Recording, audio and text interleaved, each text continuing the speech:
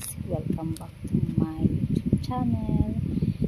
So for today's video guys, kagagaling ko nga lang pala sa PRC Moraita.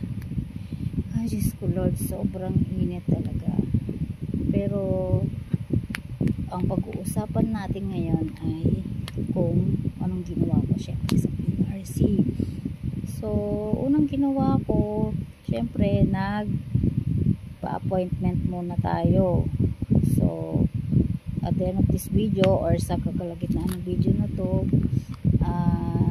or sa part 2, tuturo ko sa inyo kung paano ako nagpa-appointment. So for today, papakita ko sa inyo kung ano yung mga ginawa ko. Ayan, nagpa-authenticate tayo nitong ating PRC ID. Ito yung itsura niya. Nag-photocopy ako guys. So by the way, itong ano nila is doon na kayo magpo-photocopy.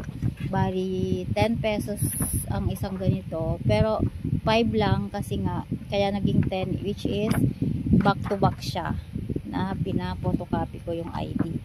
So ito na nga pala mismo yung ito na mismo yung isi-certified true copy nila. Ayan na yun.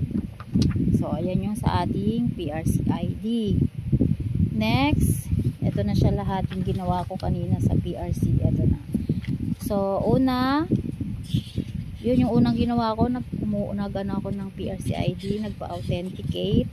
Next naman, kumuha na ako ng certificate of passing. Ayan. Then next, certificate of ratings. Ayan, certificate of ratings. And then next, after nun, nagpa-authenticate na rin tayo ng certificate of passing. Ayan, ayan.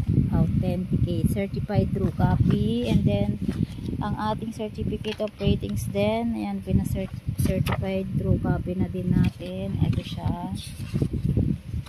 Ayan, certified true copy. So, itong 5 na to, ang aking ginawa kanina, kasama itong aking pa-authenticate ng PRC ID. So, may time pa naman tayo. Let's go. Turo ko sa inyo kung paano ako nagpa-appointment. So, syempre, unang gagawin nyo, pupunta kayo sa Lyris account nyo. Syempre, magsa-sign in kayo. Kasi ako yung sa laptop ko, diretso na yun. Direct na siya na magsa-sign in. Kapag kinilig ko, i-click na lang yung I'm not a robot. Tapos, syempre, select nyo yung transaction. And then, mamimili lang kayo doon.